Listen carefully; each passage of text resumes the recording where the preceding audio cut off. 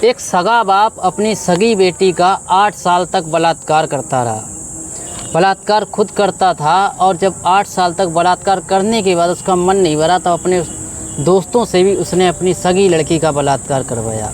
और उसका बलात्कार करवाने में साथ उसका उस लड़की की दादी देती थी, यानी कि जो बलात्कार करता था लड़की के बाप, उसकी माँ, लड़की की दादी। अब बलात्कार हुआ तो खुद तो किया ही किया, अपने दोस्तों से भी करवाया और कई बार जब लड़की गर्भवती हो गई तो गर्भपात भी इसका करवाया।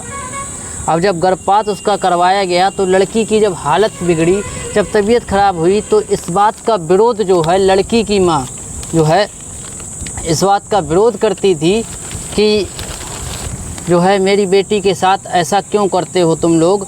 अपने पति से कहती थी, पति के दोस्तों से कहती थी कि ऐसा क्यों करते हो, मेरी बेटी है। और पति से कहती थी कि तुम्हारे जो है सगी बेटी है और तू सगा बाप होते हुए तुझे शर्म नहीं आती है। तो उस औरत की सास यानी कि जो बलात्कार करता था लड़की का बाप, उसकी माँ, लड़की की दादी, वो बराबर साथ देती थी अपने बेटे का, अपनी नातिन का बलात्कार करवाने में। अब उसका जब बलात्कार हुआ तो बलात्कार करने के बाद जब कई बार वो गर्भवती हुई तो उसका गर्भपात कराया गया और गर्भपात कराने के बाद अब उस डॉक्टर को भी पकड़ लिया गया, उस डॉक्टर को भी गिरफ्तार किया गया जो कि गर्भपात जिसने किया था। एक बार नहीं कई बार उसने गर्भपात किया। अब ये बात देखिए, गर्भपात करने वाली डॉक्टर के खिलाफ कार्रवाई तय।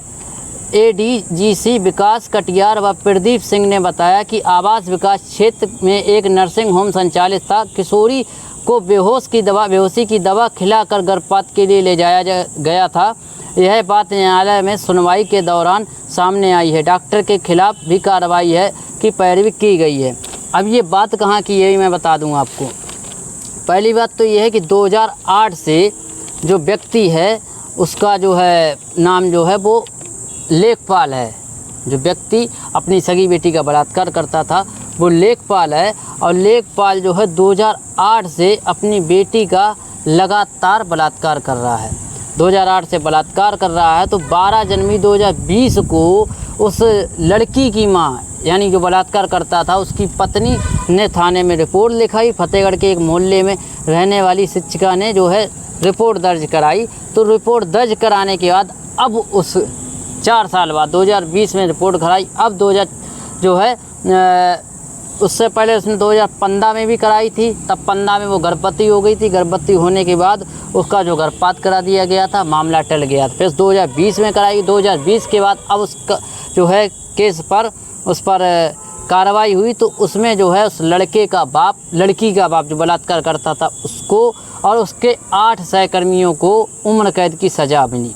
और क्या है इसमें एक चीज़ और है, उस दादी जो लड़की की दादी है उसको भी सज़ा जो है सुनाई गई है।